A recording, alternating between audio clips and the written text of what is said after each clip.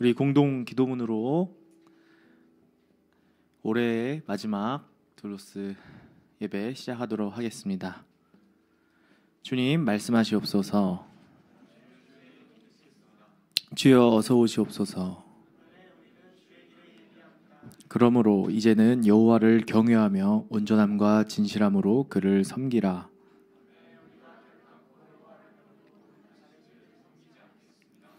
주님만이 우리 왕이시며 주인이시고 구원이십니다.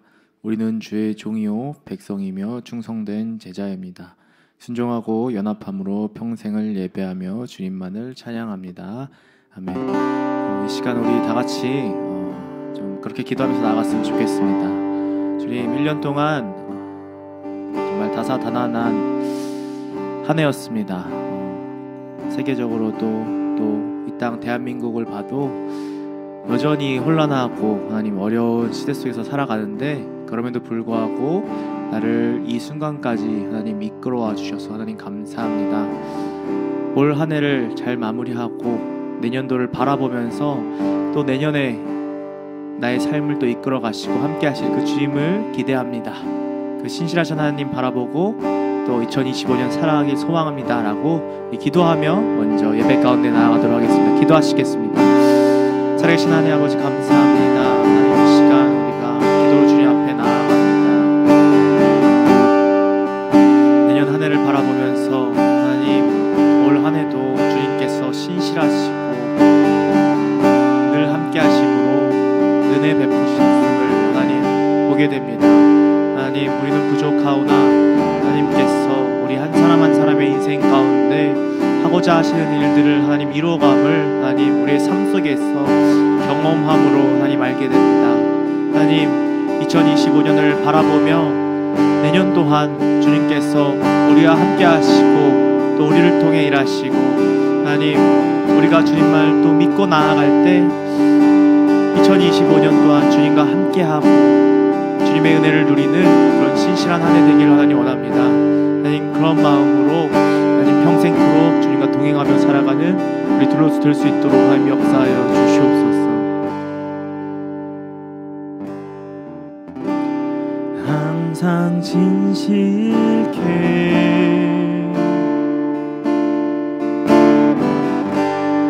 내 맘 바꾸사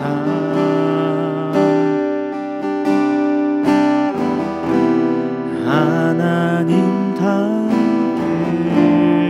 하여 주소서. 하여 주소서. 항상 진실케 항상 진실케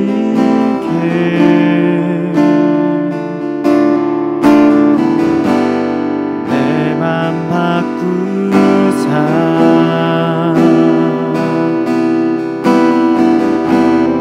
하나님 닮게 하여 주소서. 하여 주소서.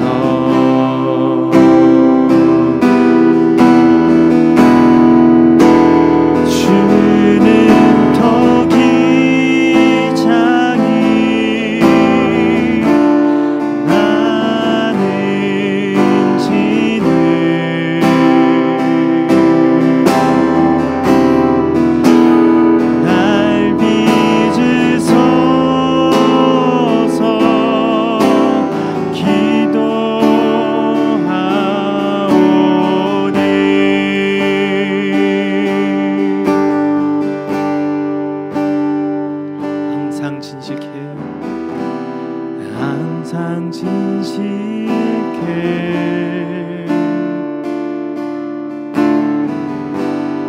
내 맘 바꾸사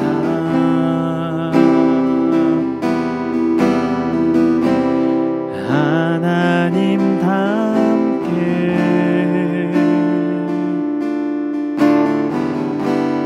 하여 주소서. 다시 한번 고백하며 나아가시겠습니다. 처음부터 하나님 내년 한 해 동안 내가 세상의 풍파에 휩쓸리고 어떤 어려운 일을 겪을지라도 항상 진실되게 주님 앞에 서는 그런 한 해 되게 하여 주시옵소서라는 마음으로 처음부터 이 찬양 고백하며 나가시겠습니다. 항상 진실케, 항상 진실케,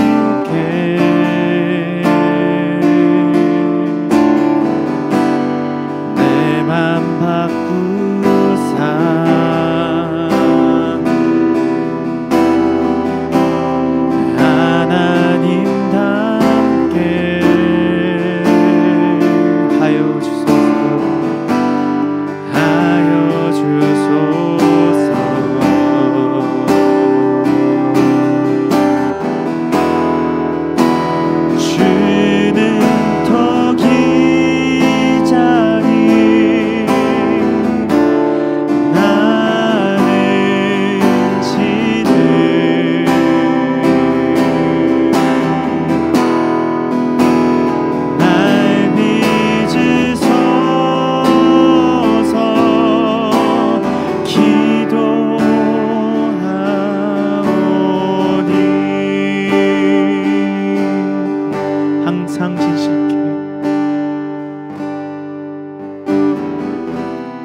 항상 진실케,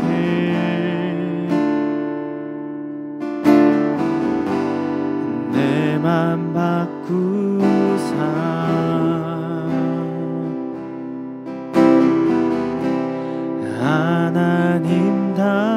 하나님답게 하여 주소서. 제가 눈 감은 채로 제가 가사를 불러드릴 테니까 원곡인 영어로 우리가 좀 고백해봤으면 좋겠습니다. Change my heart, oh God. Change my heart, oh God. Make it ever true.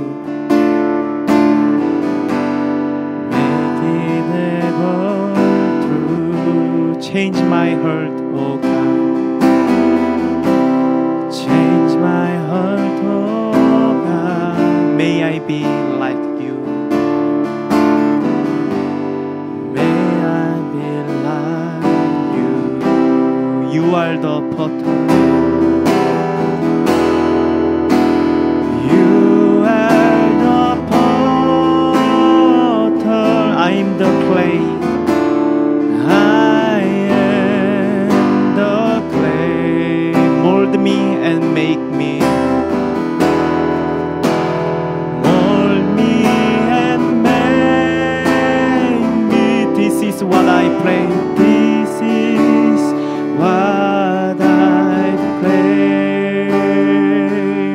Change my heart, oh God. Change my heart, oh God. Make it ever true. Make it ever true. Change my heart, oh God. Change my heart, oh God. May I be like you. May I be like you.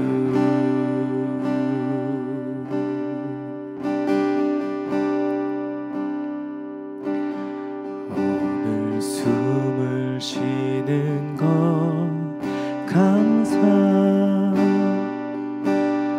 나를 구원하신 것 감사.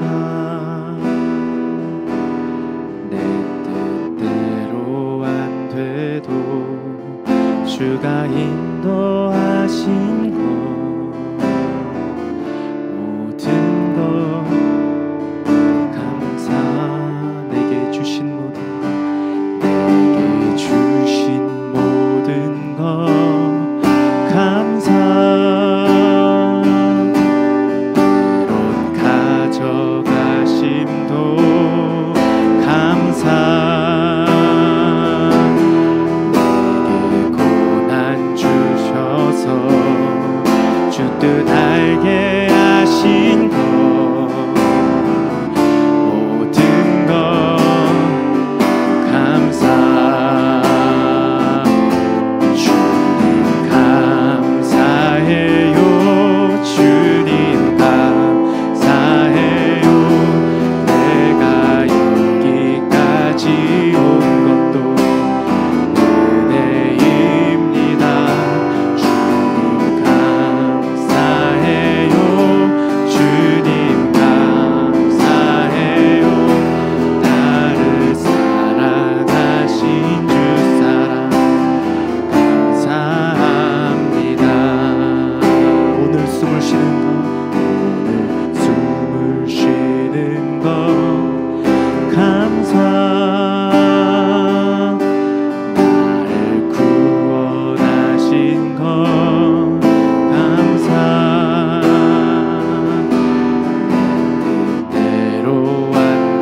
주가 인도하신 것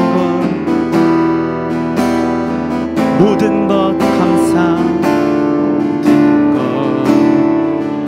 감사, 내게 주신 모든 것 감사, 주신 모든 것 감사, 때론 가져가심도 감사, 가져가심도 감사, 내게 고난 주셔서, 내게 고난 주셔서 주 뜻 알게 하신 것 모든 것 감사, 주님 감사해요, 주님 감사해요, 내가 여기까지 온 것도 은혜입니다. 주님 감사해요, 주님 감사해요, 나를 사랑하신 주 사랑 감사합니다. 항상 주 안에 있음 감사, 항상 주 안에 있음 감사, 참된 소망 주심도 감사,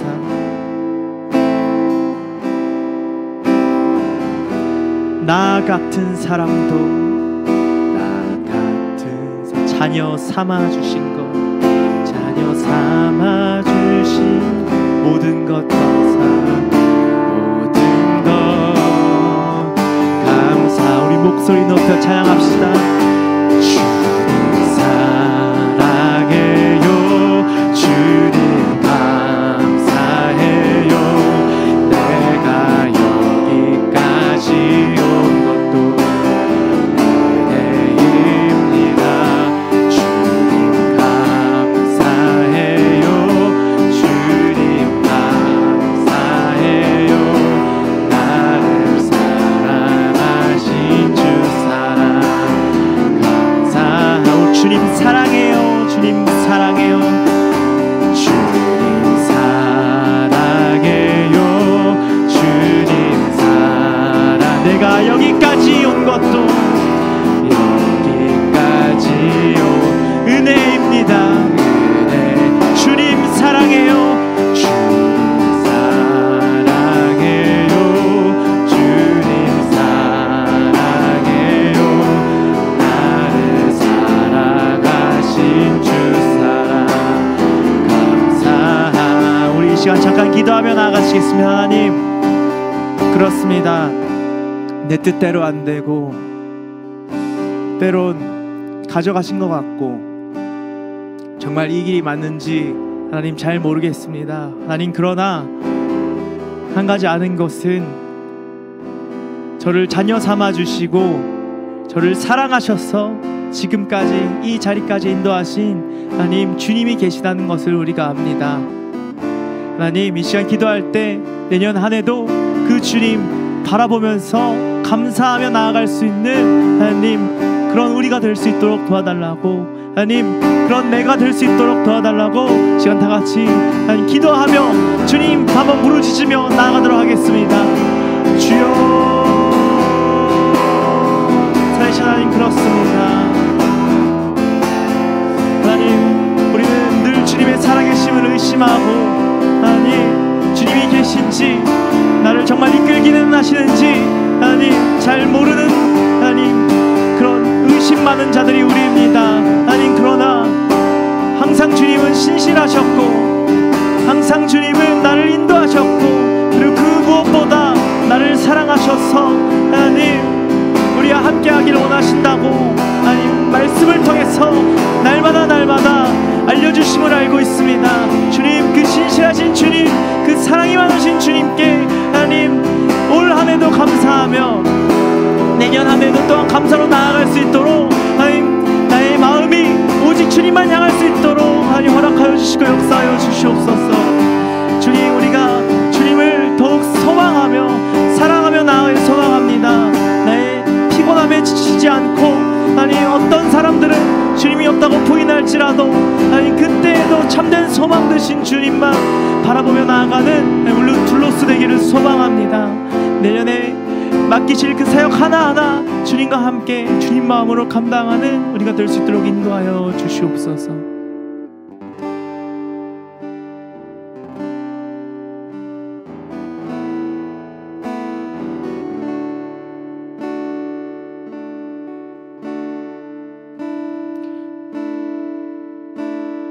사랑해 주님이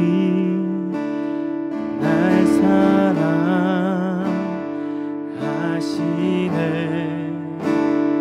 내 모습 이대로 받으셨네.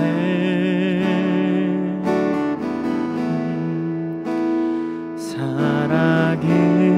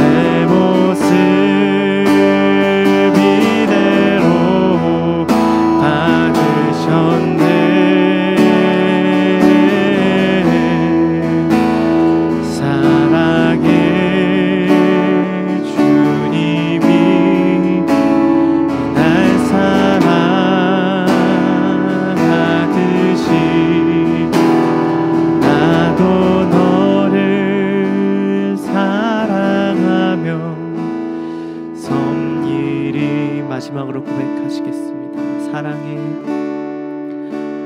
사랑해 주님이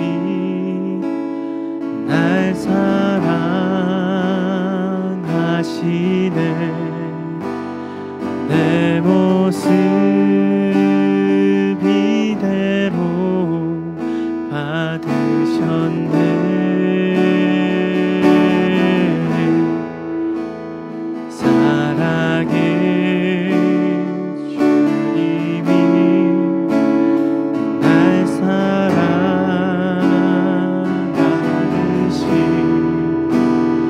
나도 너를 사랑하며 섬기리.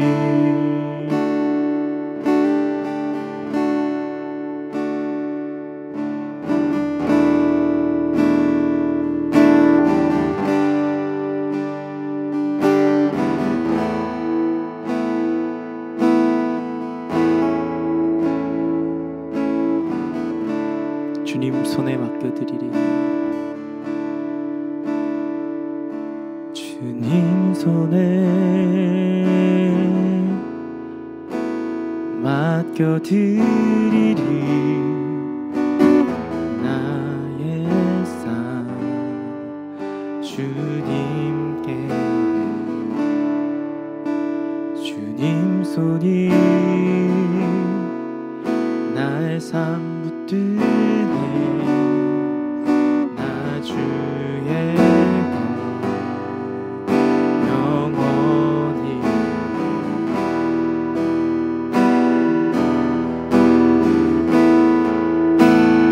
내가 믿는 분 예수. 내가 속한 분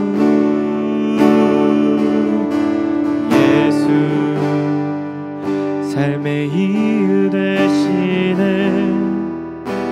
내 노래 되시네. 전심으로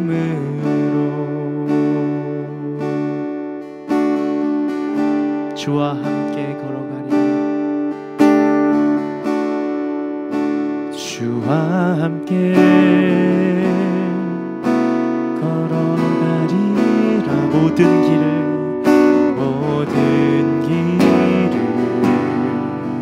주시 뜻 안에 나 살아가리. 주의 약속은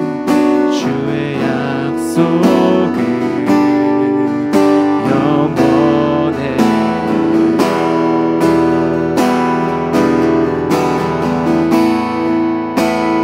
내가 믿는 분 예수, 내가 속한 분 예수, 삶의 이유 되시네. 내 노래 되시네.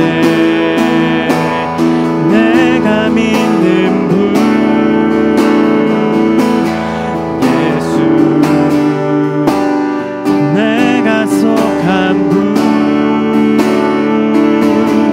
예수, 내 이유 대신 내 노래 대신에, 내 노래 대신에 전심으로.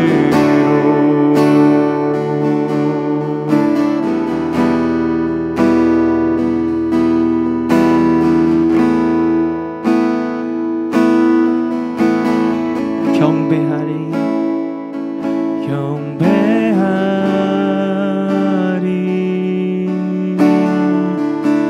경배하리라 경배하리라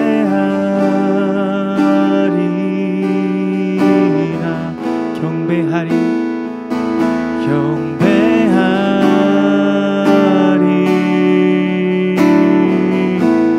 경배하리라 경배하리라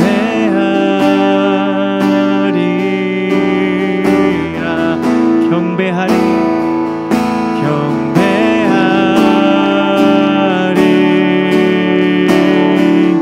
경배하리라 경배하리라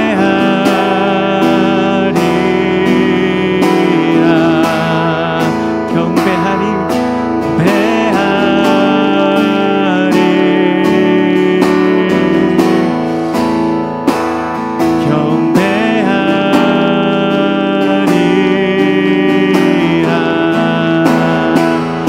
내가 믿는 분 예수, 내가 속한 분 예수, 삶의 이유 되시네. 내 노래 되시네. 마지막으로 고백하시겠습니다. 내가 믿는 분 예수, 내가 속한 분 예수, 삶의 이유 되시네. 내 노래 되시네. 전심으로. 함께 기도하겠습니다. 오늘 설교를 준비하기에 앞서서 올라온 콘티를 보면서 이 노래를 봤습니다. 이 찬양은 제가 무디에서 돌아올 때, 우울증이 심했을 때, 내가 왜 사는지 모를 때, 하나님 더 이상 하고 싶은 게 없어요, 하나님 더 이상 살고 싶지 않아요 고백할 때 하나님이 부르게 하신 찬양이에요. 하준아 너는 나를 믿고 산다. 하준아 너는 내게 속했다. 너는 나로 인해 산다. 그 고백을 하게 하시면서 기도했던 기억이 있습니다. 여러분, 우리 왜 예배드립니까? 왜 우리 하나님 앞에 나왔습니까? 여러분, 예수로 인해 사는 줄을 믿습니다. 예수님 안에서 사는 인생이 되셔야만 합니다. 예수님 여러분을 저와 같이 살게 하실 겁니다. 우리 같이 기도합시다. 주님 앞에 나왔습니다. 나를 살게 하시옵소서. 주님 앞에 나왔습니다. 내 생명이 당신께 있습니다. 그런 마음으로 함께 마음을 모아 기도하겠습니다. 기도하시겠습니다. 하나님 아버지, 내가 당신 앞에 믿는 나왔습니다. 분 삶을 살기가 예수, 없다고 느껴질 때도, 내가 내가 속한 무엇 분 때문에 이 노력을 해야 되는지 알 수 없을 때도, 내 삶이 어디로 가는지 그 방향조차 찾지 못할 때도 삶의 이유 당신의 뜻을 동일하게 말씀하고 있습니다. 내가 너희들의 삶의 이유다.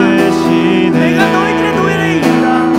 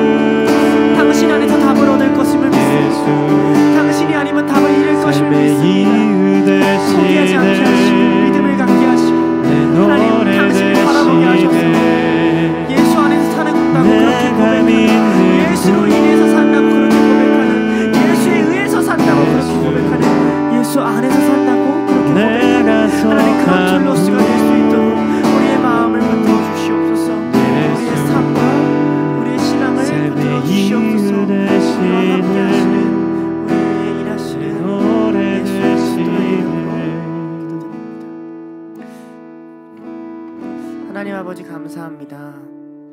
우리 이 자리에 예배하러 나왔습니다. 우리가 당신을 경배한다고 해서 당신이 더 영화롭게 되거나 우리가 큰 목소리로 찬양한다고 해서 당신이 더 위대하게 되는 것이 아님을 압니다. 그러나 하나님은 우리의 목소리를 기뻐하시고 우리의 기도를 들으시는 주님인 것을 믿습니다. 우리를 만나기 위해서, 우리를 찾아오기 위해서 이 예배의 자리를 허락하심을 믿습니다. 주님, 한 해를 되돌아봅니다. 많은 설교를 들었고 많은 예배를 드렸고 많은 말씀을 읽었지만 우리의 삶이 어땠는가를 되돌아봅니다. 주님, 주님의 자녀답게 살지 못한 것 주님 앞에서 회개를 드립니다.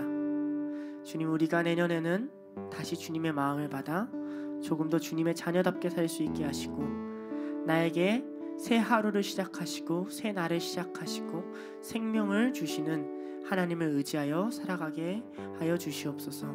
하나님, 들로스를 위해 기도합니다. 들로스가 어디로 나아갈지 무엇을 해야 될지 주님만이 아십니다.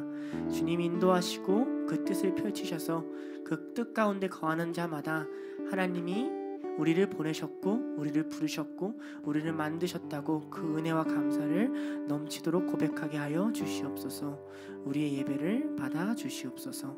감사드리며 예수님의 이름으로 기도드렸습니다. 아멘. 함께 사도신경 하시겠습니다.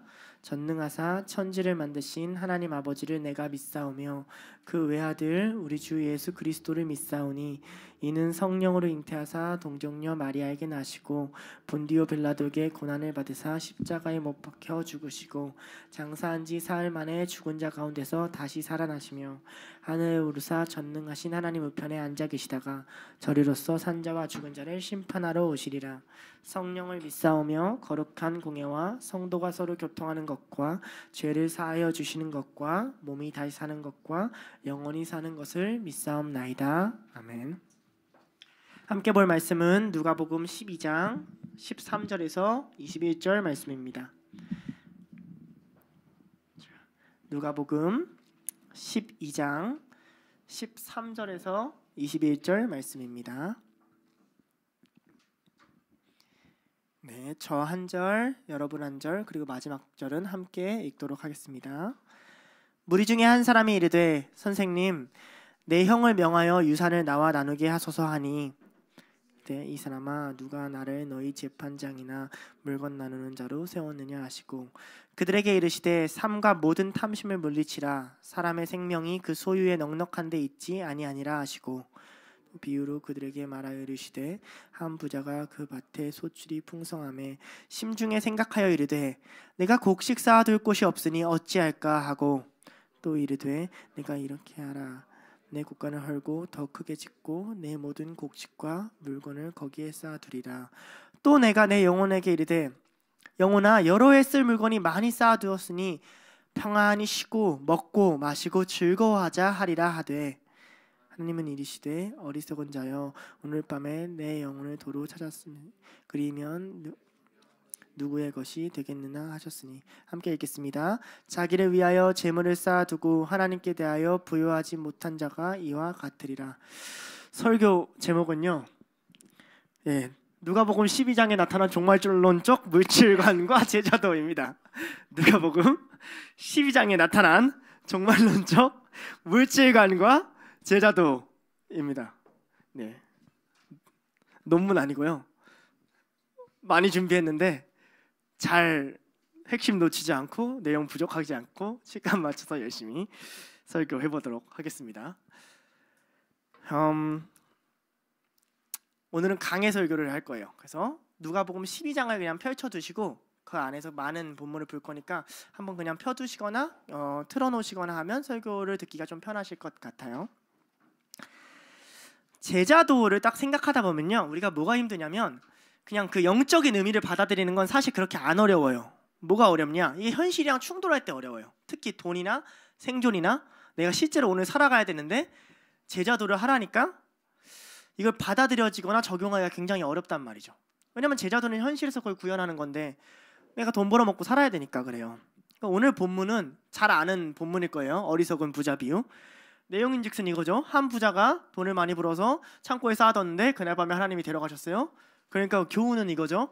너네들 아무리 이 땅에서 열심히 해봤자 의미 있다 없다? 없다. 하늘을 바라봐라. 네, 그게 결론 맞아요. 오늘 설교에도. 그런데 그렇게 하니까 우리가 이 본문을 잘 이해를 못해요. 늘 말씀을 그렇게만 이해하니까.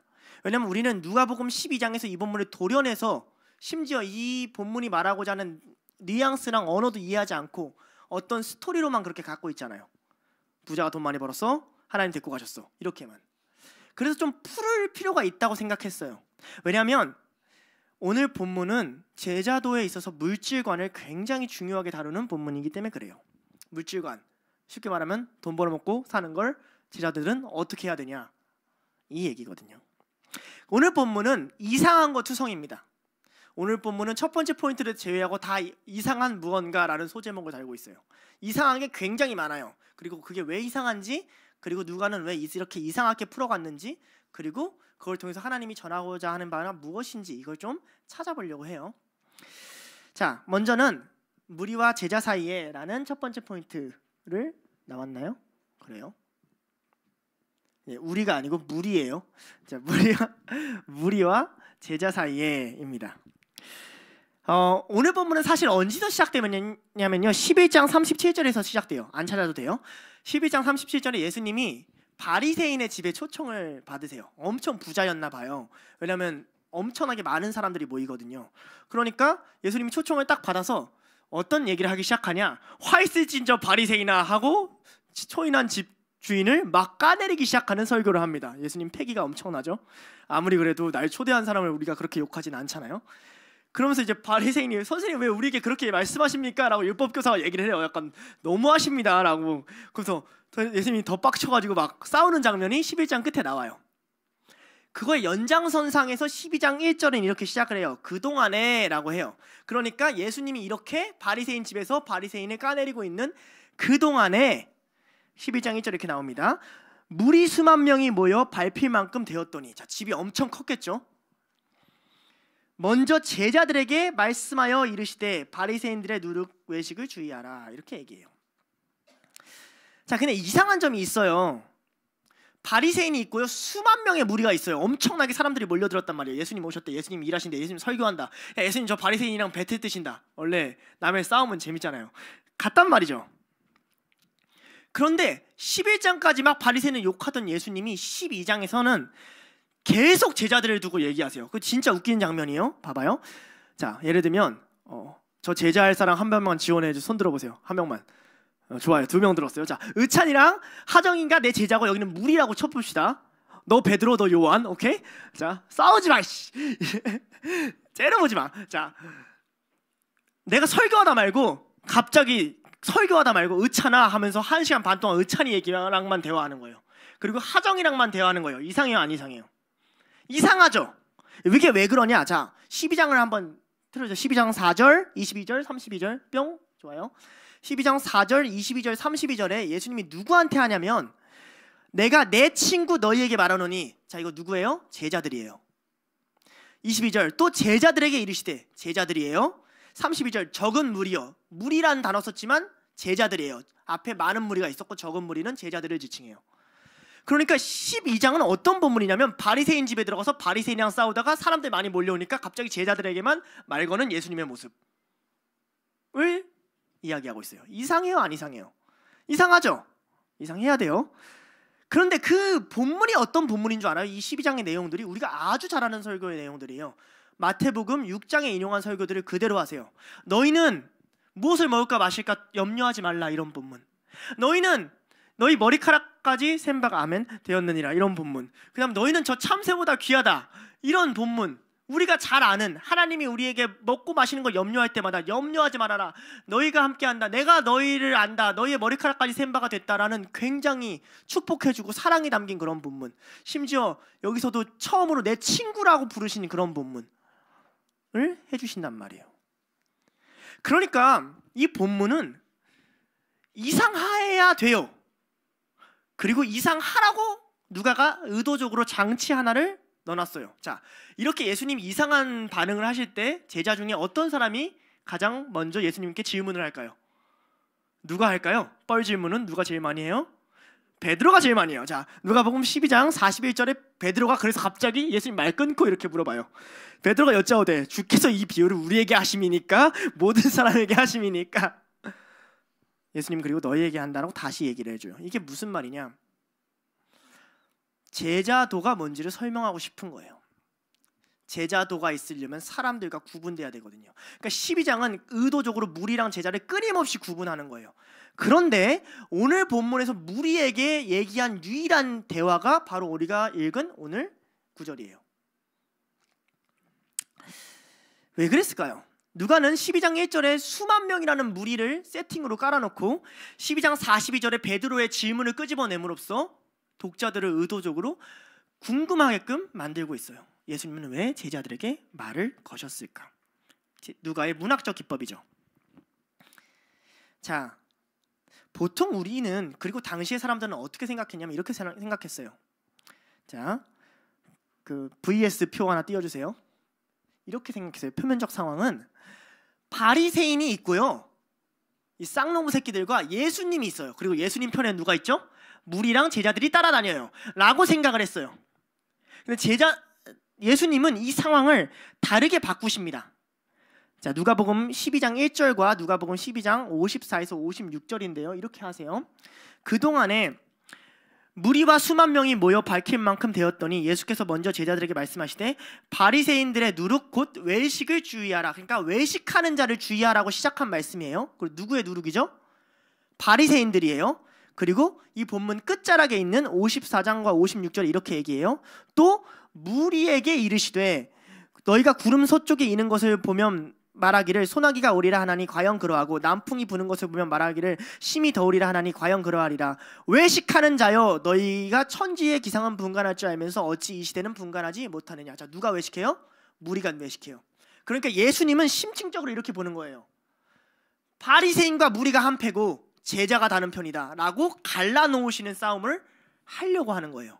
무리들이 이렇게 생각했겠죠. 나는 못 따라하는데 바리새인만 의로우니까 예수님이 바리새인이랑 싸울 때 예수님 우리 편이야. 저 바리새인들. 근데 12장에 와서는 의도적으로 무리를 따돌리시고 제자들에게만 얘기하시면서 너네랑 얘네랑 달라 하고 끊고 있는 거예요. 이거 무서운 이야기예요. 우리 중에 예수님의 제자가 아닌 자가 있으면 예수님이 그렇게 대하실 수 있다는 얘기예요. 여러분, 오늘 본문은 있잖아요. 외식함에 대한 주제를 가지고 읽어야 되는 본문이에요. 거짓된 의에 대한 본문이고요, 위선에 대한 본문이에요. 이 지점이 제자들과 무리가 갈라지는 지점이에요. 제자들은 부족해도 선을 추구하고요, 무리들은 완전해 보여도 위선을 추구해요. 그러면서 예수님이 끊임없이 12장에 가져오는 게 뭐냐면 마지막 때예요. 마지막 때 너희가 내 앞에 설 거야. 그때 내가 너희에게 필요한 걸 말해줄 거야. 마지막 때 너희가 내 앞에 서야 될 거야. 그때 너희가 무엇을 먹을까 마실까 입을까 걱정하지 마. 이게 연결되는 거란 말이죠. 왜 그래요? 마지막 때가 되면 될수록 선과 위선이 섞여 있는 게 점점 구분이 되거든요. 시대가 어려울수록. 그런데 이 종말이라는 주제, 제자들이 따라가는 예수님의 마지막 때라는 주제 반대편에 위선을 갖고 있는 사람들이 따라가는 게 뭐냐면 그게 돈이고 그게 물질이에요. 예수님과 제자들은 종말을 따라가고요, 무리들과 바리새인들은 위선적인 물질을 따라간다 라는 그림을 누가가 12장을 통해서 그리고 있어요. 자, 두 번째 포인트. 여기서 오늘 본문은 이상한 타이밍에서 등장을 해요. 마지막 때 몸보다 귀한 게 있다. 마지막 때 너희들의 몸을 죽일 자를 걱정하지 말고 너희들의 영혼을 멸할 수 있는 하나님을 두려워해라. 이런 얘기를 예수님이 막 하고 계셨어요. 근데 어떤 사람이 갑자기 무리에서 지한테 얘기하고 있지도 않은데 제자한테 얘기하는데 팍 튀어나와서 예수님께 질문을 합니다. 그런데 우리가 오늘 읽었던 누가복음 12장 13절에서 21절을 만약에 우리가 지우고 누가복음 12장을 보잖아요. 그럼 엄청 자연스러워요. 화면에 안 나오니까 성경책을 보고 제가 누가복음 12장 6절부터 31절까지를 쭉 빠르게 한번 읽어볼게요. 여러분 귀로 한번 따라와서 들어보세요. 참새 5마리가 두 아사리온에 팔리는 것이 아니냐. 그러나 하나님 앞에는 그 하나도 잊어버리신 바 되지 아니하도다. 너희에게는 심지어 머리털까지 다 세신 바 되었나니 두려워하지 말라. 너희는 많은 참새보다 더 귀하니라. 내가 또한 너희에게 말하노니 누구든지 사람 앞에서 나를 시인하면 인자도 하나님의 사자들 앞에서 그를 시인할 것이요 사람들 앞에서 나를 부인하는 자는 하나님의 사자들 앞에서 부인당하리라. 누구든지 말로 인자를 거역하면 사하심을 받으려니와 성령을 모욕한 자는 사하심을 받지 못하리라. 사람이 너희를 회당이나 위정자나 권세 있는 자 앞에 끌고 가거든 어떻게 무엇으로 대답하여 무엇으로 말할까 염려하지 말라. 마땅히 할 말을 성령이 곧 그때 너에게 가르치시리라 하고 이어서 22절로 간다고 생각해 보세요. 또 제자들에게 이르시되 그러므로 내가 너에게 이르노니 너희의 목숨을 위하여 무엇을 먹을까 몸을 위하여 무엇을 입을까 염려하지 말라. 목숨이 음식보다 중하고 몸이 의복보다 중하니라. 까마귀를 생각하라. 심지도 아니하고 거두지도 아니하며 골방도 없고 창고도 없을 때 하나님이 기르시나니 너희는 새보다 얼마나 더 귀하냐. 또 너희 중에 누가 염려함으로 그 키를 한 자라도 더할 수 있느냐. 그런즉 가장 작은 일도 하지 못하면서 어찌 다른 일을 염려하느냐. 백합화를 생각하여 보라. 실도 되지 않고 짜지도 아니하느니라. 그러나 내가 너에게 말하노니 솔로몬의 모든 영광으로도 입은 것이 이 꽃 하나만큼 훌륭하지 못하였느니라. 오늘 있다가 내일 아궁이에 던져지는 들풀도 하나님이 이렇게 입히시거늘 하물며 너희일까 보냐. 믿음이 작은 자들아 너희는 무엇을 먹을까 무엇을 마실까 하여 구하지 말고 근심하지도 말라. 이 모든 것은 세상의 백성들이 구하는 것이라. 너희 하나님께서는 이런 것이 너에게 있어야 할 것을 아시느니라. 다만 너희는 그 나라를 구하라. 그리하면 이런 것들을 너에게 더하시리라. 자연스럽지 않나요? 한 본문 같지 않아요? 5절에 6절에 뭐라고 얘기해요? 참새 5마리가 두 아사리온에 팔리는 것이 아니냐. 그게 하나도 잊어버린 바 되지 않는다. 너희의 몸을 멸할 수 있는 자가 아니라 영혼을 멸할 수 있는 자를 두려워해라. 그리고 너희의 몸을 위하여 무엇을 마실까 먹을까 걱정하지 말아라. 자연스럽게 연결되잖아요. 그런데 오늘 본문은 12절과 13절을 이렇게 딱 보면 진짜 이상해요. 봐봐요. 마땅히 할 말을 성령이 곧 그때 너에게 가르치시라 하시니라. 무리 중 한 사람이 이르되 선생님 내 형을 명하여 유산을 나와 나누게 하옵소서. 이상하죠? 안 이상해요? 성경을 예수님 설교에 갑자기 누가 끼어든 거예요. 갑자기 참빈이가 일어나서 갑자기 옆에 마이크 잡고 진데 질문이 있는데요 이런 거예요. 무슨 ADHD 그러니까 참빈이가 ADHD라는 게 아니고 여기 나온 사람이 막 그런 것처럼 뭐지 이 새끼 약간 이런 느낌인 거죠. 이게 이 본문의 핵심 중에 하나예요. 이상한 타이밍. 엄청 많은 사람이 있어요. 그 시선을 뚫고 왔어요. 그러니까 이 사람은 사실 엄청 간절했겠죠. 중요했겠죠. 이거 반드시 예수님께 말해야 되고 이 수많은 무리 앞에서도 예수님 설교하는 걸 끊고서라도 얘기할 만큼 자기한테는 엄청 중요한 일이었겠죠. 지금 예수님은 몸이 죽는 이야기를 하고 있지 않아요. 몸이 죽어도 영혼을 멸할 수 있는 마지막 때에 그걸 이야기하고 있어요. 제자라면 어떻게 해야 돼요? 여러분 이 말씀 읽으면 어때요? 너무 감사해요? 무엇을 먹을까 입을까 말하지 말라. 너희들이 공회에 넘겨줘도 하나님이 무슨 말할지 알려주리라. 너무 좋아요? 사도행전 보는데 바울을 보면서 와 나도 참 저렇게 하고 싶다 막 기뻐 뛰어 날뛰어요? 아니잖아요. 두렵잖아요. 그게 정상이잖아요. 왜? 가려고 하니까 두려운 거란 말이죠. 제자잖아요. 예수님을 따르는 자잖아요. 그럼 무서워야 된단 말이에요. 이게 무리와 제자의 차이예요.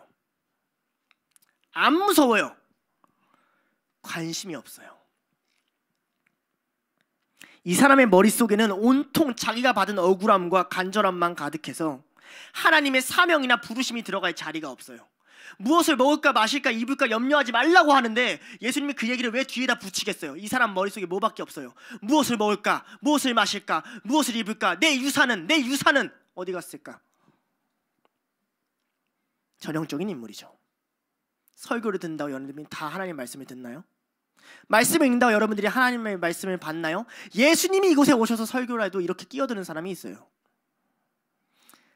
제자들만 말씀을 들어요. 그러니 예수님은 제자들에게 말씀하시는 거예요.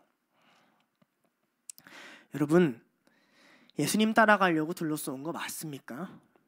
예수님 따라 살려고 이 자리에 온 거 맞아요?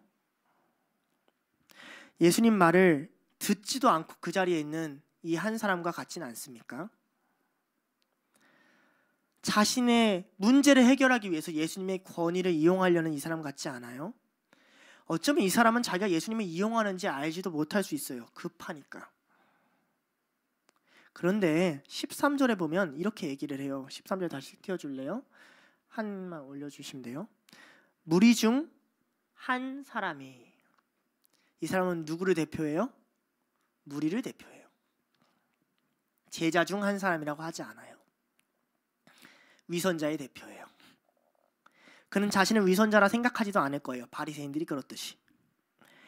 예수님이 여러분에게 말씀하신다고 구원받는 게 아닙니다. 교회를 다닌다고 다 신자가 아니에요. 예수님을 따라다닌다고 다 제자가 아닙니다. 둘로스에 나온다고 다 종이 아니고요. 여러분 마음이 변화되지 않고 여러분이 예수님을 닮으려고 하지 않고 그곳에 가치를 두지 않으면 여러분 둘로스 아닙니다. 이 사람에게 간절한 문제가 있죠. 이게 물질관의 첫 번째 문제예요. 자기 문제에 빠져서 하나님의 일을 보지 못하는 자, 자기 일상에 빠져서 부르심을 듣지 못하는 자, 그래서 자기도 모르게 예수님을 자기가 원하는 대로 이용하려고 하는 자, 물질에 관심을 두기 시작하면 여러분은 위선자가 됩니다. 세 번째죠. 이상한 대상과 이상한 대답이에요. 여러분 근데 이상하지 않아요? 아니 왜 유산 분배 문제를 예수님한테 그래요? 예수님 무슨 뭐 로마로부터 권위를 받았어요. 뭐 사내들인 공의회로부터 민법 소송 판단을 받았어요. 안 이상해요? 이상하지 않아요? 아니 목사님한테 법률 자문 물어보면 뭐예요? 목사님 법률을 그렇게 잘 알아요? 이건 마치 의찬이가 나한테 빵 굽는 거 물어보는 그런 수준이잖아요. 근데 뭘 알아요 내가? 그냥 초콜릿 넣으면 맛있지 않을까? 뭐 이런 말밖에 할 수밖에 없지. 왜 자산소송 문제를 랍비인 선생님인 예수님께 찾아왔을까요? 아마 이 사람 생각에는 이랬을 거예요. 예수님이 말씀하신다면 자기 형이 들을 것 같은 거예요. 그러니 모르긴 몰라도 자기 형도 어느 순간에는 예수님을 따라다녔던 무리였을 거예요. 그의 권위가 인정되니까 예수님께 찾아와서 대신 말해달라고 말하는 걸 거예요. 여러분, 신앙이 약해도 우리는 목사님의 권위를 교회 다니면 어느 정도 인정하거든요. 사람들은 앞에서 말하니까. 근데 교회에서도 이런 거 되게 많아요. 목사님께 와서 지네 부부싸움 문제, 지네 가정싸움 문제 다 털어놓고 해결해달래요. 남편은 그리스도를 닮고 아내는 교회를 닮으면 해결돼요. 서로에게 복종하고 사랑하면 해결되거든요. 그거 싫은 거예요. 누가 옳은지 결정해달래요. 이렇게 해야 될지, 이 직장 가야 될지 저 직장 가야 될지 결정해달래요. 그럴 수 있어요. 근데 그게 신앙인으로서 해야 되는 핵심적인 고민입니까? 여러분, 목사님 찾아가서 제가 은혜가 무엇인지 잘 모르겠습니다. 은혜를 무엇인지 저 깊게 알려주세요. 이런 질문 해본 적 있어요? 제자들이 하는 질문이요. 이 비유가 이해되지 않습니다. 안 하잖아요. 왜? 여러분한테 안 중요하니까. 이 사람 같잖아요. 권위를 인정받으니까 내 관계가 문제가 되니까 이거 해결해달라는 거 아니에요. 예수님이 이용하겠다는 거잖아요. 옳고 그름을 분별해달라고, 내 억울함 풀어달라고, 내가 옳다는 거 아니에요. 형이라고 하는데 이 형은 아마도 장자일 가능성이 높습니다. 왜냐하면 장자는 당시에 유산을 2배를 받거든요. 그런데 뭔가 부득이하게 이렇게 많은 사람들 앞에서 공개적으로 얘기할 정도면 그거 이상을 형이 취하려고 했겠죠. 그러니까 억울했겠죠. 저 인간은 저거 장자로 태어나서 2배 이상 받으면서까지 내 그 이상을 다 가져가네? 동생 생각도 안 하네? 화가 났겠죠. 자기가 피해자라 생각했겠죠. 예수님의 대답이 어때요? 14절에 예수님이 이렇게 대답하십니까? 이르시되 이 사람아, 누가 나를 너희의 재판장이나 물건 나누는 자로 세웠느냐 하시고. 무섭지 않아요? 여러분에게 그렇게 대답한다 생각해 보세요. 여러분의 기도에. 하나님, 이 직장 갈까요? 저 직장 갈까요? 야, 이 새끼야, 내가 너 취직시켜주는 사람이냐? 이거 아니에요. 어떠실 것 같아요?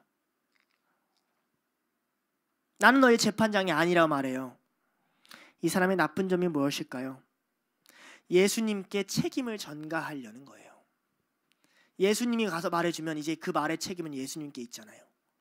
봤지? 예수님이 말했지? 예수님이 그렇게 말했으니까 형이 줘야겠지? 이렇게 얘기하는 거잖아요. 그런데 이 사람은 도리어 예수님께 절망스러운 소식을 듣게 돼요. 예수님께 공개적으로 지지를 받으려고 했을 거예요. 많은 사람 앞에서. 근데 공개적으로 비판을 받게 돼요. 여러분이 이 질문한 사람이라면 서운하지 않겠어요? 그런데 예수님에게 이 사람은 왜 이런 질문을 했을까요? 12장을 잘 살펴보면 그 비밀이 좀 숨겨져 있어요. 12장 2절에 예수님이 이렇게 말씀을 시작하십니다. 감추인 것이 드러나지 않을 것이 없고 숨긴 것이 알려지지 않을 것이 없나니. 자, 이 말씀을 딱 이 사람이 들었다고 생각해 보세요. 자, 뭐라고 생각할까요? 바리새인들의 위선을 지적하면서 감추인 것이 드러나지 않을 게 없고 숨긴 게 알려지질 게 없대. 야, 내 억울한 거 드러나겠구나, 이렇게 생각 안 했을까요? 문제는 이거죠. 그 다음 말을 안 듣는 거예요. 8, 9절 틀어주세요. 12장 8, 9절. 내가 또한 너희에게 말하노니 누구든지 사람 앞에서 나를 시인하면 인자도 하나님의 사자들 앞에서 그를 시인할 것이요 누구든지 나를 부인하는 자는 하나님의 사자들 앞에서 부인을 당하리라. 이어지는 맥락이 안 들리는 거죠. 설교에서 취사 선택하는 거예요. 지 듣고 싶은 말만. 자, 봐봐요. 8절에 누구든지 사람들 앞에서 누구를 시인해요? 나가 누구예요? 예수님을.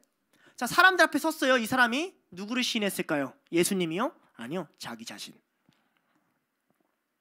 사람들 앞에서 자기 자신을 시인한 거예요.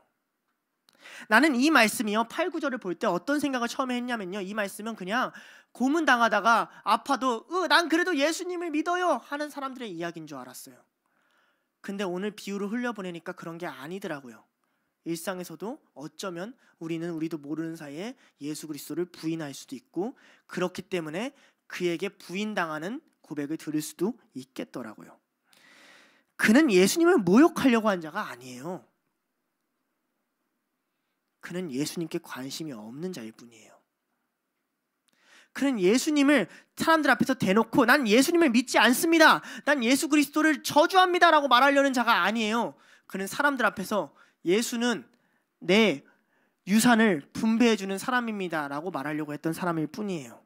그런데 이 말이 떨어지기 무섭게 그 사람은 예수님 앞에서 부인을 당해요. 나는 너의 재판장이 아니다. 부인이잖아요.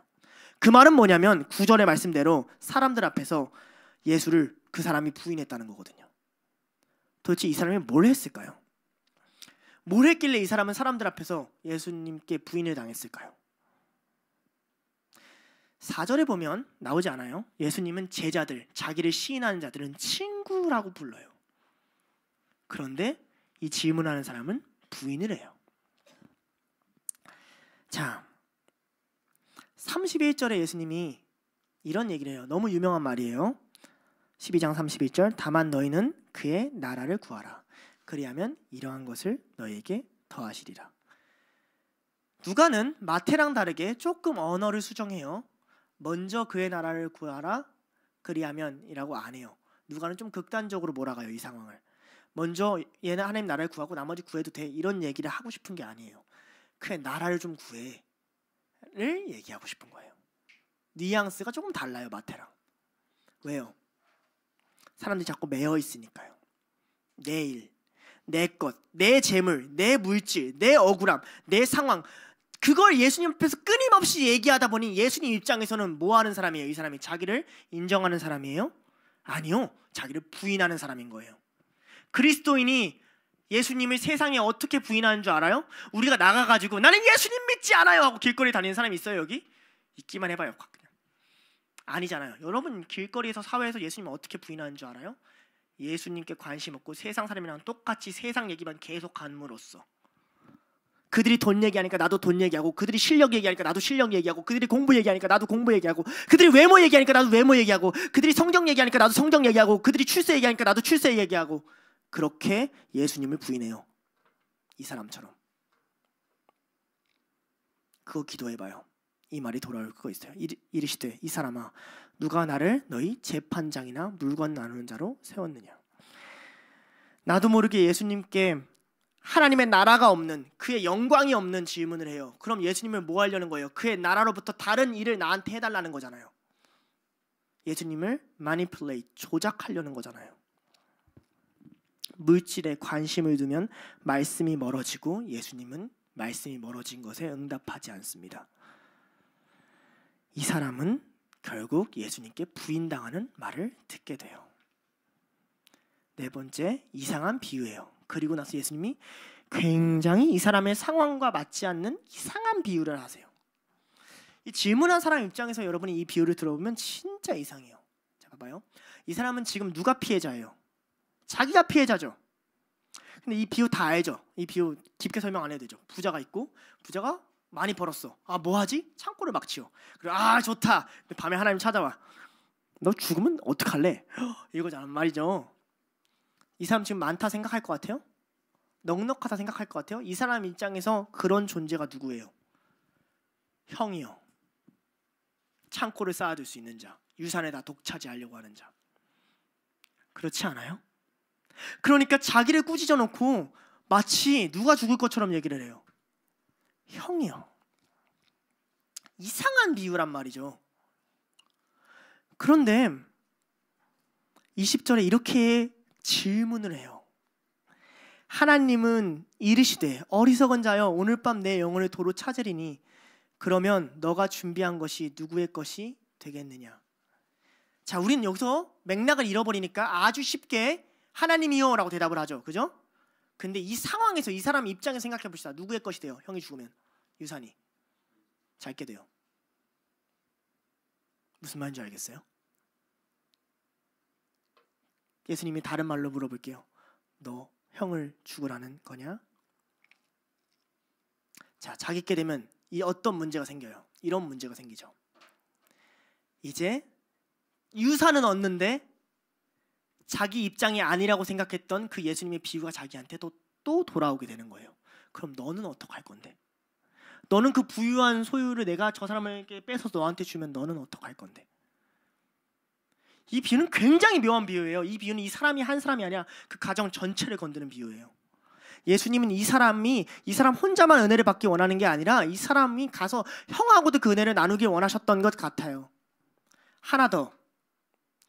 그렇게 유산 가지고 싸울 정도였으면 재산이 많을 가능성이 높을까요? 적을 가능성이 높을까요? 많았을 거예요. 부잣집에 초청당했고 예수님 앞에 나왔을 거니까. 그럼 어떨까요? 부유한 소유를 가졌는데 하나님이 데려가신 자가 누구예요? 아버지잖아요. 이 사람은 가정사를 이야기하고 있는 거예요. 그러니까 이 비유는 굉장히 묘한 비유예요. 아버지가 돌아갔는데 남는 것이 뭐예요? 형제들의 분쟁이요, 싸움이요, 물질을 추구한다고요? 억울하다고요? 너가 지금 뭘 봐야 되는지를 모르는 거예요. 네 가정에 일어난 슬픈 사연도 생각하지 않고 너의 형이 그걸 너에게 다 주는 하나님이 그런 사건을 일으키면 네가 어떤 마음으로 서야 되는지도 생각하지도 않고 너가 지금 뭘 구하고 있는지를 모른다는 말을 하고 있는 거예요. 그러니 사실 예수님은 그 사람을 버리신 게 아니에요. 그 가정을 회복시키고 싶은 거지. 하나님이 없는 가정은 이렇다고요. 돈을 채워주면 뭐해요? 그 비유를 통해서 아버지가 죽으면 형제가 싸우고 형이 죽어서 자기가 재산을 얻을 수 있고 그럼 형이 죽기를 위해 기도해야 돼요? 절망스러운. 그러면 형이 죽어서 내가 재산을 얻으면 그럼 나는 또 언제 죽을까? 하나님이 가져가시면 어떡하지? 이 비유 앞에 서야 되잖아요. 이 상황을 예수님이 끄집어내시는 거라고요. 그러니까 이 비유는 그냥 단순하게 어떤 부자가 있었대, 돈을 많이 벌었대, 근데 죽었대, 우리도 돈을 쫓지 말자 정도의 이야기가 아니라고요. 이 사람한테는. 자, 오늘 비유를 조금 더 풀어봅시다. 17, 18, 19절에 부자가 이렇게 생각을 해요. 심중에 생각하여 이르되 내가 곡식 쌓아둘 곳이 없으니 어찌할까 하고 또 이르되 내가 이렇게 하리라. 내 곡간을 헐고 더 크게 짓고 모든 곡식과 물건을 거기 쌓아두리라. 또 내가 내 영혼에게 이르되 내 영혼아 여러 해 쓸 물건을 많이 쌓아두었으니 평안히 쉬고 먹고 마시고 즐거워하자 하리라. 이거 되게 재밌어요. 예수님이 비유를 하는데 비유 안에서 1인칭 시점과 말투가 왔다 갔다 해요. 이거 무슨 말인지 알아요? 예수님이 역할극하신 거예요. 내가 비유를 하나 들어줄게. 어떤 사람이 있어. 그 사람이 마음속으로 이렇게 생각했단다. 내가 곡식이 이렇게 많은데 이거 다 어디다가 두지? 그 또 어떻게 말을 했냐면 내가 이렇게 하리라. 곡간을 헐고 더 크게 지어서 물건을 거기 쌓아두면 되겠구나 라고 했단다. 그리고 또 내가 내 영혼에게 이뤘어. 내 영혼아 여러 해 쓸 많은 물건이 이제 여기 있으니 평안히 쉬고 먹고 마시고 즐거워하자 라고 예수님이 갑자기 그 사람 앞에서 막 비유를 연기하기 시작한 거예요. 우스워 보이겠죠. 그 사람의 모습이거든요. 그 사람의 소원이거든요. 많은 물건을 쌓아 여러 해 동안 먹고 마시고 즐거워하자. 여러분 돈 벌면 가장 먼저 하는 생각이요. 여러 해 동안 평안히 쉬고 먹고 마시고 즐거워하자. 자, 그런데 17, 18, 19절에 우리가 가장 반복되는 단어를 찾아야 돼요. 17절에 내가 곡식 쌓아둘 곳이, 18절에 내가 이렇게 하리라 내 곳간을 열고 내 모든 곡식과, 19절에 내 영혼에게 이르되. 자, 뭐가 강조돼요? 나. 내 돈을 나에게 쓰고 내 먹고 내가 쉬고 내가 마시고 내가 즐기자. 여러분 탐심은 다른 게 아니에요. 탐심은 돈을 쫓는 게 아니에요. 탐심은 나로 가득한 게 탐심이에요. 여러분 아무리 사람들이 말하는 제 책 많이 읽는구나 이런 것도 다 탐심이에요. 여러분으로 가득 차면. 일 열심히 하는 거 성실한 거 다 탐심이에요. 나로 가득 차면. 하나님은 어떻게 하길 원했을까요? 이 어리석은 부자에게. 신명기 15장 6, 7절은 이렇게 얘기합니다. 내 형제 내 하나님 여호와께서 내게 주신 땅 어느 성읍에서든지 가난한 형제가 너와 함께 거주하거든 그 가난한 형제에게 내 마음을 완악하게 하지 말며 내 손을 움켜쥐지 말고 반드시 내 손을 그에게 펴서 그에게 필요한 대로 쓸 것을 넉넉히 구워주라. 더 과하게 필요한 거 다. 곡간이 꽉 찼어요. 남는 양식이 있어요. 어떻게 해야 돼요? 율법을 아는 자라면 내가 이 곡식을 누구에게 주지를 고민해야죠. 누구에게 내가 이걸 쓰지? 곡간을 지을 게 아니라 섬길 사람을 찾아다녀야죠. 이런 인물이 요셉 아닙니까? 이런 인물이 보아스 아니에요? 룻이 왔을 때 어떻게 얘기해요? 이삭을 그냥 통째로 잘라서 버리래잖아요. 느헤미야 아닙니까? 하나님이 높은 관직까지 주니까 그 모든 명예를 가지고 와가지고 성벽 짓겠다고 아무것도 없는 곳에서 모든 사람을 위해서 평생을 바치고 몇십 년 동안 인생을 갈아넣는 하나님의 제자들은 그런 사람 아닙니까? 고린도후서의 바울이 이렇게 말합니다. 고린도후서 8장 14절 15절입니다. 이제 너희는 넉넉한 것으로 그들의 부족한 것을 보충한 후에 그들의 넉넉한 것으로 너희의 부족한 것을 보충하여 균등하게 하려 함이라. 기록된 것 같이 많이 거둔 자도 남지 아니하였고 적게 거둔 자도 모자라지 아니하였느니라. 많은 자와 적은 자가 갭을 없애게 하라라는 거예요. 네 입에 맛있는 게 들어가면 네 옆 사람에게도 맛있는 게 들어가야 된다. 적어도 우리는 늘 우리가 쓰는 만큼의 금액을 남에게 써라 이런 얘기 하는 거거든요. 물질은 이러라고 주신 거예요. 이게 제자도의 물질관이란 말이에요.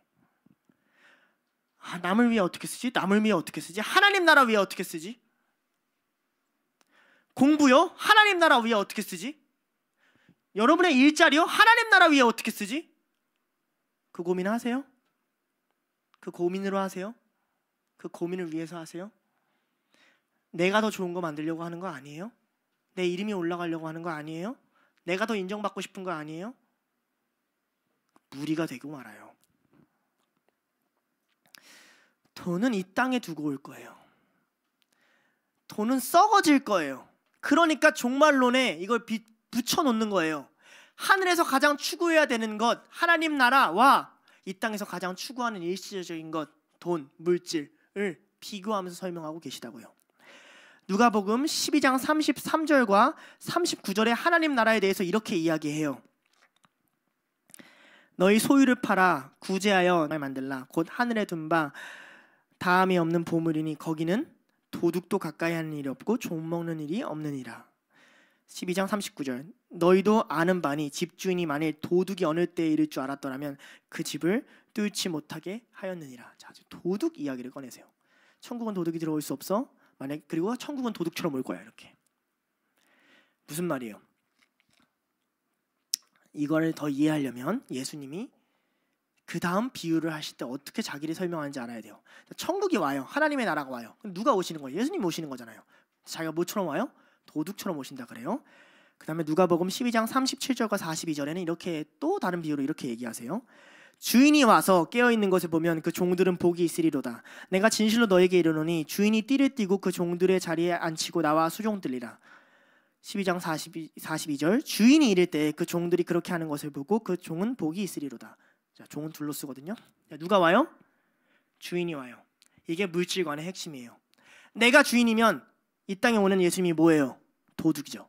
내 거 뺏으려고, 내 거 무너뜨리고, 내 거 가져가는. 내가 종이면 오시는 분이 주인이죠. 나한테 맡긴 거 당연히 드려야 될 거, 되찾으실 거, 여러분 가지고 있는 거, 여러분 하루, 여러분 시간, 여러분 젊음. 예수님이 여러분에게 도둑이에요? 주인이에요? 여러분이 주인이에요? 종이에요? 여러분이 주인이에요? 둘로스예요? 물질과 종말은 이렇게 연결된다고요. 물질을 붙잡으면 내가 주인이 되고 예수님이 도둑이 돼요. 종말을 붙잡아야 이 땅에 있는 건 다 썩을 거고 그분이 주인이고 그분이 오시는 걸 기다리게 돼요. 잘못됐다고요. 어제 안타까운 소식이 있는 거 다 들었을 거예요. 안타깝죠? 여러분 무슨 생각하시나요?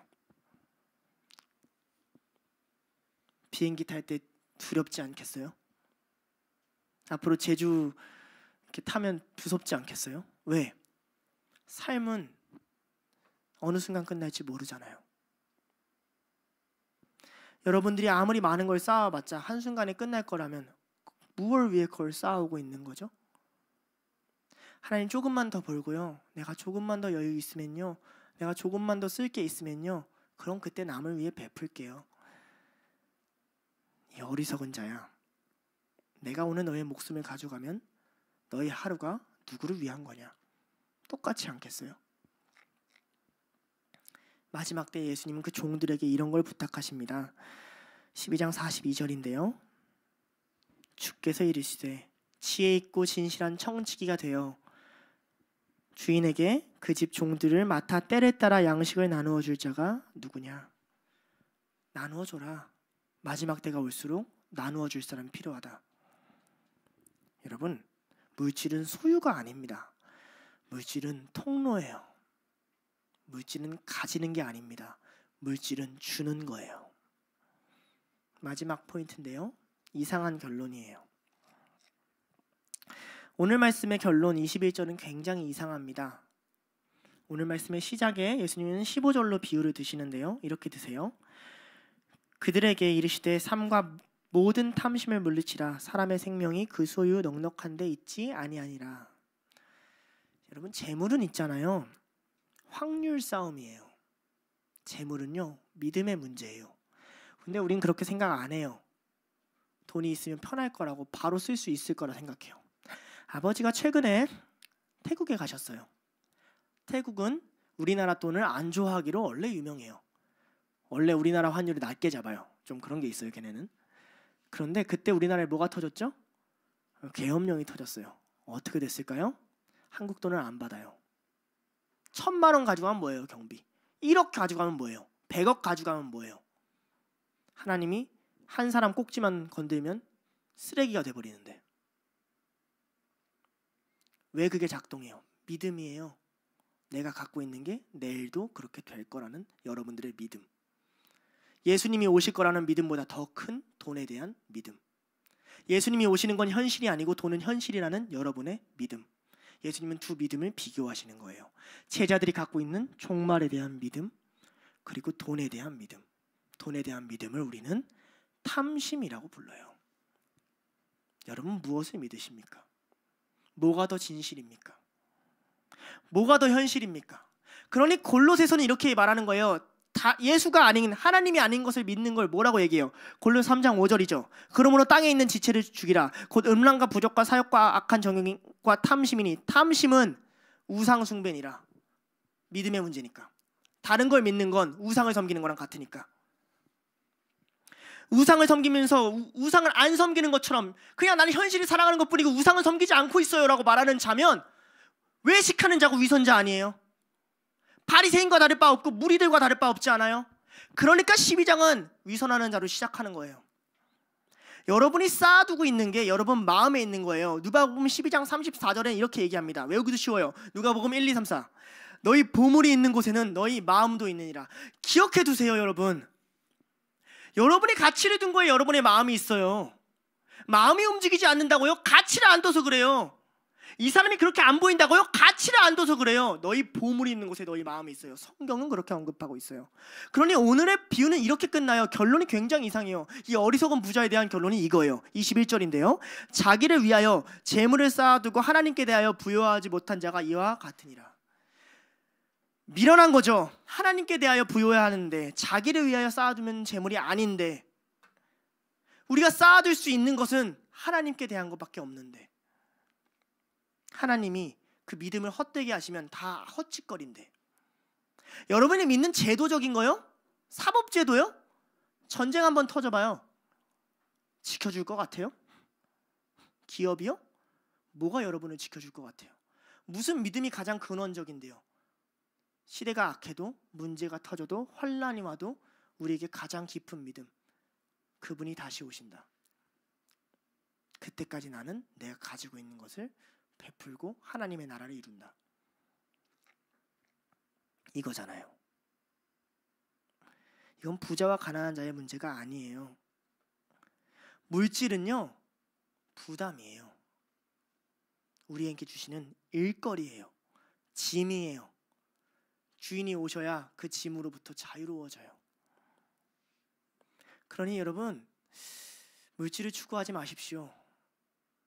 짐을 많이 지면 뭐합니까? 인생이 괴로워질 뿐입니다. 하나님에 대하여 부여해야 됩니다. 물질에 대하여 부여한 자들은 삶이 편해도 평안을 얻지 못해요. 하나님에 대하여 부여해야만 언제 이것이 뺏기지? 어떻게 더 벌지라는 고민을 좀 내려놓고 내가 지금 해야 되는 게 뭐고 내가 갖고 있는 걸 어떻게 써야 되는지에 대한 분별이 찾아오기 시작한다고요. 시대를 분간하라 그러십니다. 시대가 어떻습니까? 약 100년 전쯤 이미 세계적인 전쟁이 날 수 있다고 하나님 보여줬어요. 이제부터 전쟁은 온 세계가 같이 한다. 그렇죠? 그리고 유엔이 설립됐어요. 이제 온 나라들이 함께 소통한다. 그리고 어떻게 됐을까요? 2009년에 미국의 경제가 흔들리면서 그리스란 나라가 파산을 해요. 이제 돈도 온 세계가 함께 돈다. 2012년에 스마트폰 보급이 전 세계로 확산됐어요. 이제 하나의 소식이 온 세계로 방에서든 길에서든 다 전해지게 됐다. 코로나가 왔어요. 이제 질병이 온 세계와 같이 간다. 지구온난화예요. 이제 자연재해도 국지적이거나 나라의 문제가 아니라 온 세계가 같이 움직인다. 갈 데가 없어요. 이제 우리가 마지막 때가 오고 있는 게 안 보이세요? 이제 모든 일이 온 세계 단위라고요. 이 지구상에서 더 이상 갈 데가 없어요. 시대를 분간하지 못하세요? 마지막 때에 7교회한테 쓴 편지 중에 가장 칭찬을 받는 교회가 빌라델피아 교회입니다. 그 빌라델피아 교회는 가장 작고 연약한 교회였어요. 그런데 그 빌라델피아 교회한테 예수님이 이렇게 얘기하십니다. 요한계시록 3장 11절인데요. 내가 속히 오리니 너가 가진 것을 굳게 잡아 아무도 너의 면류관을 빼앗지 못하게 하라. 여러분이 가진 것이요 아무도 빼앗을 수 없는 소망이요 예수 그리스도에 대한 믿음과 사랑이요. 그런데 반대로 그 당시에 가장 부유했던 7교회 중에 가장 돈이 많고 가장 큰 스케일로 사역을 할 수 있었던 라오디게아 교회한테는 이렇게 얘기하세요. 요한계시록 3장 16절부터 20절입니다. 너가 이같이 미지근하여 뜨겁지도 아니하고 차지도 아니하니 내 입에서 너를 토하여 버리리라. 너가 말하기를 나는 부자라 부요하여 부족한 것이 없다 하나 내 곤고한 것과 가련한 것과 가난한 것과 눈먼 것과 벌거벗은 것을 알지 못하는도다. 내가 너를 권하노니 내게서 불로 연단한 금을 사서 부욕케 하고 흰 옷을 사서 벌거벗은 수치를 보이지 않게 하고 안약을 사서 눈에 발라보게 하라. 무릇 내가 사랑하는 자를 책망하며 징계하노니 그러므로 너가 열심을 내라 회개하라. 볼지어다 내가 문 밖에 서서 두드리노니 누구든지 내 음성을 듣고 문을 열면 내가 그에게로 들어가 그와 더불어 먹고 그는 나와 더불어 먹으리라. 부유하면 뭐 하는데요? 눈을 뜨고 보십시오. 들으십시오. 주님 오십니다. 하늘의 문을 두드리고 찾아오실 거라고 하고 계세요. 오늘도 세상은 잠시입니다.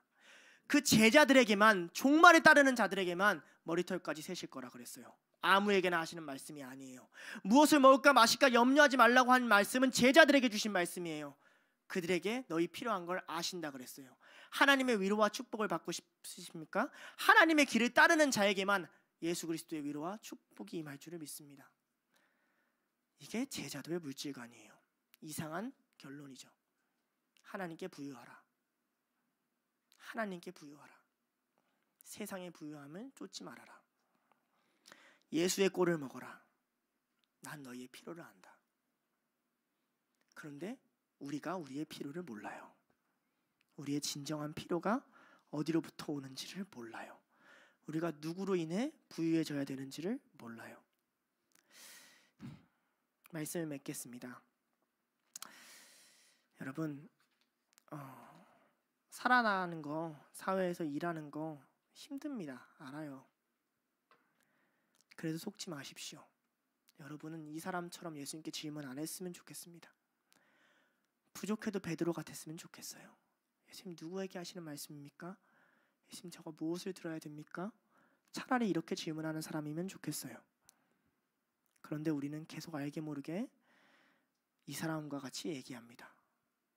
조금 더 먹고 마시고 이러면 평안하지 않을까라는 헛된 믿음을 가지고 하루를 살아가니까요.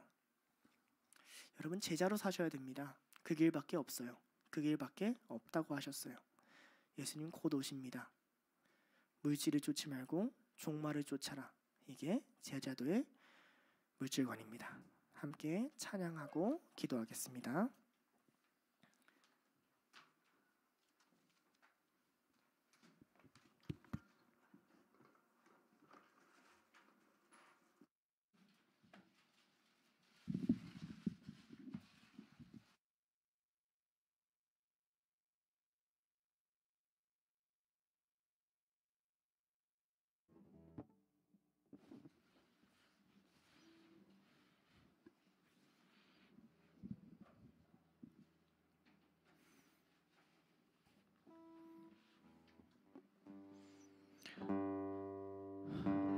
오늘 제자도의 물질관에 대해서 우리가 들었는데 저도 항상 부서에서 아이들한테 봉헌기도, 헌금기도를 할 때 이렇게 기도합니다. 하나님, 이 아이들이 드리는 이 물질이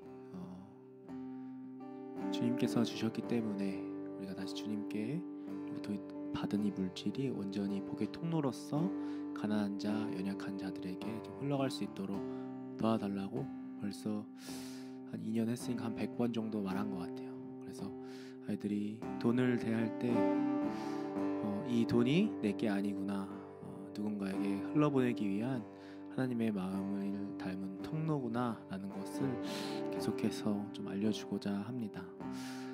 우리 오늘 들은 말씀 기억하면서 하나님, 저 또한 이 말씀대로 믿음의 통로뿐만이 아니라 하나님께서 주시는 것으로 누군가를 섬길 수 있는 그런 믿음의 사람으로서, 복의 통로로서 하나님 나아갈 수 있도록 도와달라고 그런 마음 가지고 좀 이 찬양 고백했으면 좋겠습니다.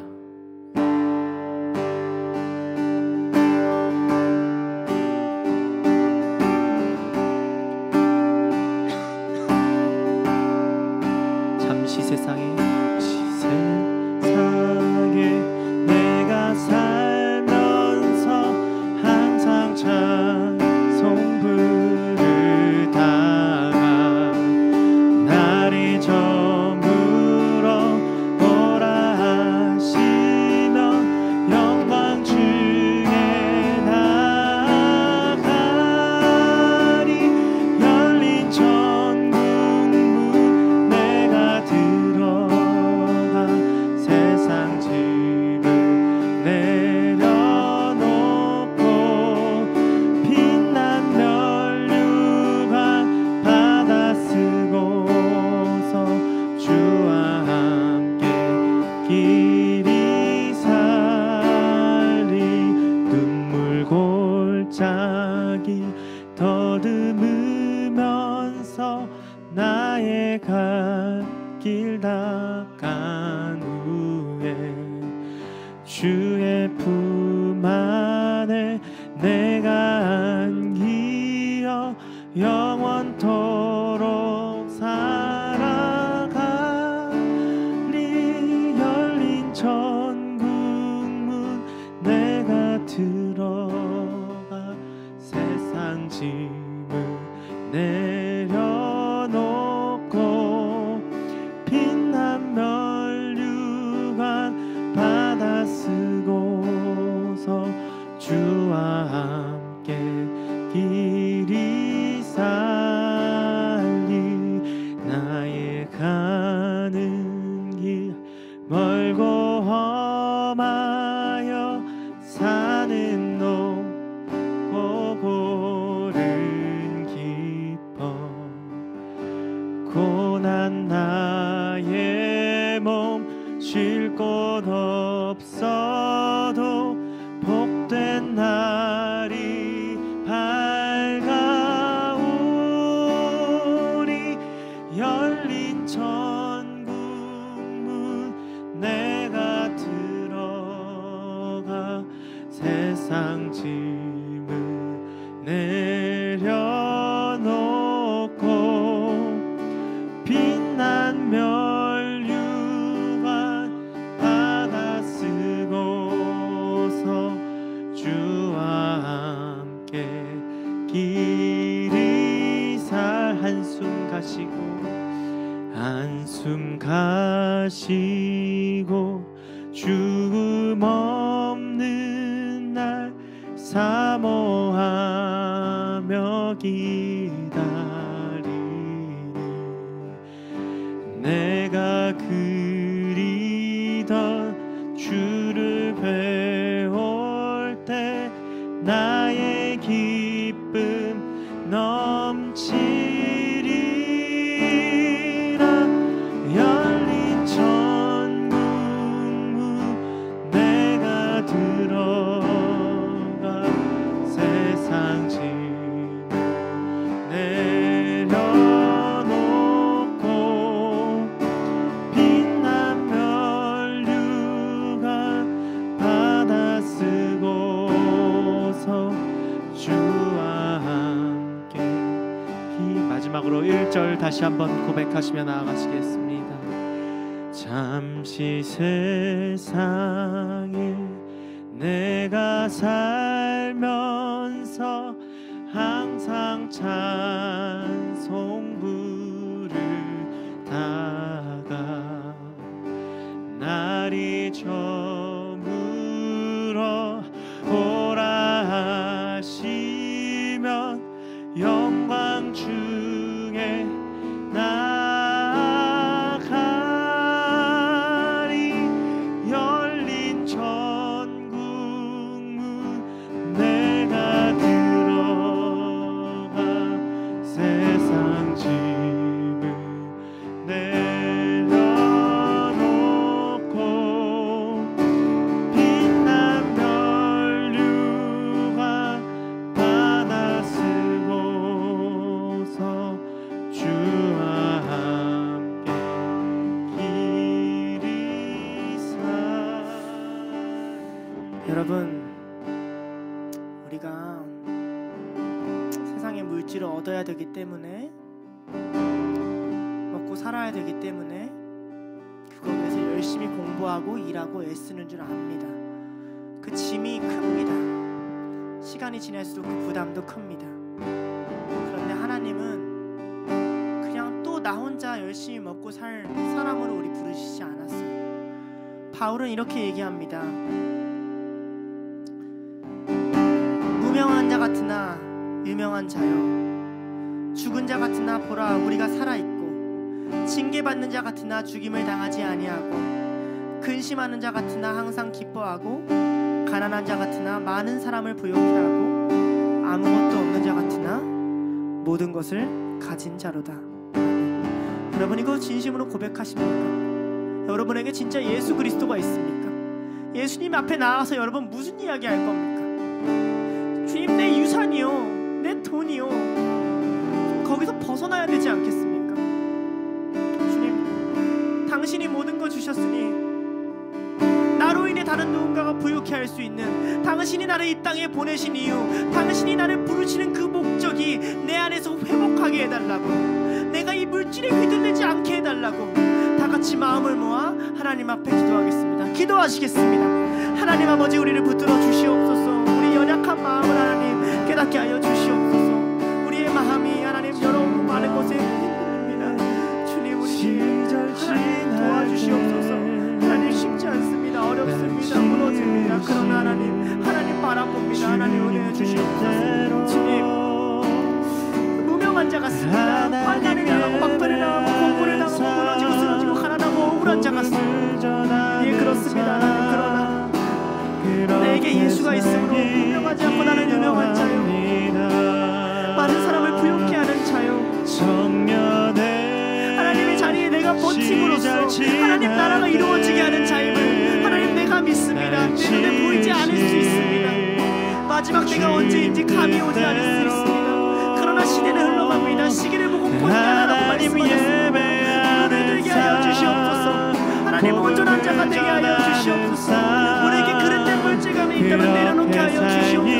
하나님, 우리의 마음을 회복하여 주시옵소서. 주님의 뜻대로 하나님 바라볼 수 있는 하나님 지날 때 예수 그리스도의 마음으로 하여 주시옵소서. 날 지으신 주님 뜻대로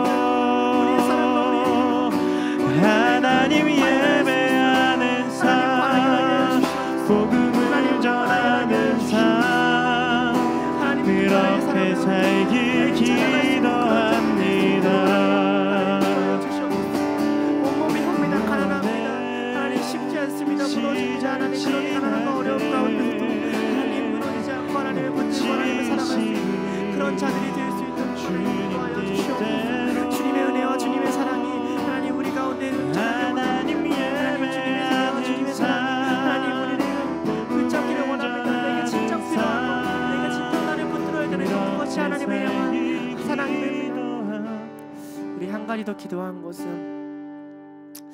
우리 예수님 앞에 좀 마음을 담아 기도했으면 좋겠습니다. 주님 곧 오십니다.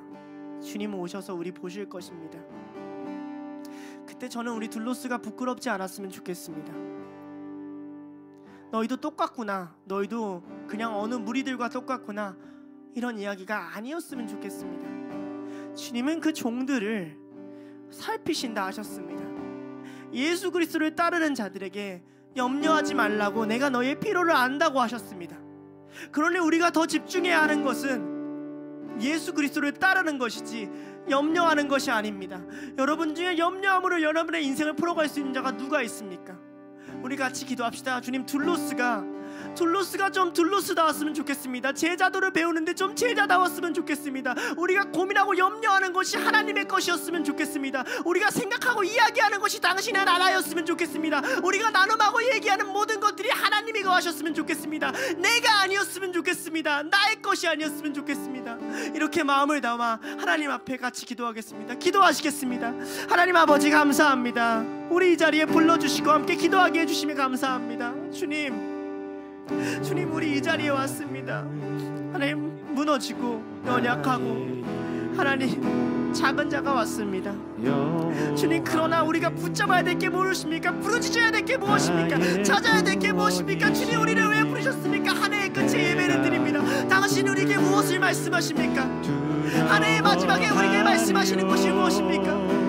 내가 올 터이니, 내가 너희를 만날 터이니, 내가 너희를 볼 터이니, 내가 너희를 보살필 터이니, 너희는 나의 제자가 되고 나의 십자가를 지고 나의 길에 따르라고 주님 손을 펴서 내셨는데, 우리가 보고 있는 것이 무엇이길래 왜 우리는 손을 더 믿고 예수를 믿지 못하므로, 우리는 예수님의 오심이 현실이 아니라고 생각하므로, 당신의 오심을 믿지 못하므로 주님 이 땅에서 무너지고 맙니다.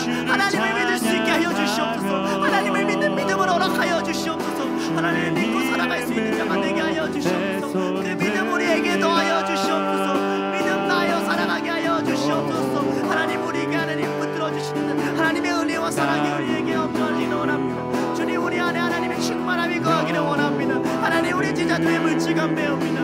하나님, 제자가 되기를 원합니다. 그 길이 하나님이 돌보시는 길입니다. 그 길이 하나님이 함께 하시는 길입니다. 그 길이 하나님이 일하시는 길입니다. 우리가 올바른 길에 서게 하여 주시옵소서. 우리가 올바른 길에 눈에서 당신을 붙들게 하여 주시옵소서. 무엇을 마실까, 무엇을 입을까, 무엇을 하나님 먹을까 고민하지 않게 하여 주옵소서. 너희는 그의 나라를 구하라. 너희는 그의 나라를 구하라. 너희는 그의 나라를 구하라 얘기하십니다. 주여 오시옵소서. 주의 나라 이루시옵소서. 둘로스로 인하여 주님의 나라가 하나님 넓어져가길 원합니다. 많은 이들을 부욕케 하는 자가 되게 하여 주시옵소서. 하나님 이 자리에서 우리가 기도함을 하나님의 닮아가는 하나님 시간들을 쌓아갈 수 있도록 주님 우리에게 붙들어 주시고 주님의 소망과 마음을 우리에게 담아 주시옵소서. 하나님 우리를 변화시켜 주시옵소서. 우리를 거룩하게 하여 주시옵소서. 주님 우리가 매여 있는 것이 무엇입니까? 우리가 바라보는 것이 무엇입니까? 우리가 생각하는 것이 무엇입니까? 그리고 말씀이 이야기하는 것이 무엇입니까? 마지막 때가 옵니다. 압니다 하나님. 그러나 우리가 여전히 모아야 될 것은 예수 그리스도의 은혜요, 하나님의 사랑하심이요, 성령님의 교통하심이 그를 따르는 자에게, 그의 길을 가는 자에게, 그의 제자들에게 영원 무궁이 있을지어다 하는 그 믿음을 가지고 믿게 하여 주시옵소서. 하나님 아버지 감사합니다. 우리에게 제자도를 가르쳐 주시고 제자의 길로 불러주셔서 감사합니다. 주님, 주님의 제자를 돌보시는 거 압니다. 주님의 제자에게 가장 먼저 말씀하시고 아무리 많은 무리가 있어도 그들에게 귀를 기울이시고 그들을 향하여 이야기하는 줄 압니다. 주님, 우리가 많은 무리와 같이 세상의 마음 뺏기고 흔들리고 돈이 당신보다 더 믿음직스러운 것인 마냥 하나님 넘어갈 때가 너무 많음을 고백합니다. 주님, 그러나 우리 안에 예수님 다시 오신다는 그 소망, 예수님이 보실 때 부끄럽지 않아야 된다는 그 믿음 허락하여 주셔서 하루하루를 살아갈 때에 저 헛된 질문을 하는 무리와 같이 어리석은 부자와 같이 대답하지 않게 하시고 예수님을 끝까지 따라간 요한같이 마라나타 주 예수여 어서 오시옵소서라고 고백하는 그런 둘로스가 될 수 있도록 인도하여 주시옵소서. 주님, 우리에게 물질 맡기시고 일도 맡기셨습니다. 주님, 이 짐이 버겁습니다. 그 제자들이 버거워하는 짐을 헤아려 주시고 은총을 베푸셔서 무엇을 마실까 먹을까 염려하지 않게 하시고 주의 나라를 더 찾을 수 있도록 주님 우리를 보살피시고 돌봐주시옵소서. 우리의 나라 마음에 하나님의 나라를 이루고자 하는 열망이 가득하게 하여 주시옵소서. 둘로스 안에서 하나님의 나라가 이루어지게 하여 주시옵소서. 감사드리며 예수님의 이름으로 기도드렸습니다. 아멘.